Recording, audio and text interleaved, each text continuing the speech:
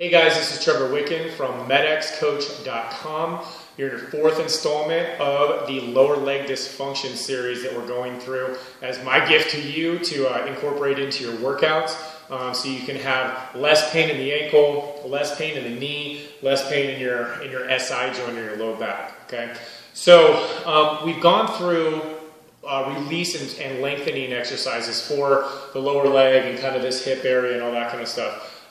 So now it's time to kind of put those into motion. We're going to go through some activation exercises for some very specific muscles that are going to help you realign that foot. So when we look at that foot on that overhead squat and we see the foot turning out and that knee falling in like this, we need to work on some muscles down here in the lower leg to bring that foot back across and also to pull it back up into dorsiflexion. And then in other videos, we're going to talk about bringing that knee over using muscles of the hip. So for this video, what we're going to work on is we're going to work on this anterior tibialis muscle, okay? So it's a muscle that runs from basically up here and comes all the way down here and kind of hooks under your foot. Now, it's a very important muscle that lifts this foot up as you walk, okay? That's what causes you to heel strike and pick your foot up. So a lot of times when I've seen people that have MS or some other neurological dysfunction or really just bad knee pain or a bad recovery from an operation or something like that, you'll actually see foot drop. And when you see foot drop, that's a problem because then the gait gets messed up and then we got problems walking, okay? So we don't want that to happen. So if you have any kind of dysfunction down here, it's gonna throw off your balance, it's gonna cause pain to go up, it's gonna cause excessive stress on your joints. So if you have something like arthritis, it doesn't matter what you do, if your joints are getting hammered every time you take a step, it's not gonna go away, okay? So this is gonna help here. So this first exercise here is going to work on this anterior tibialis.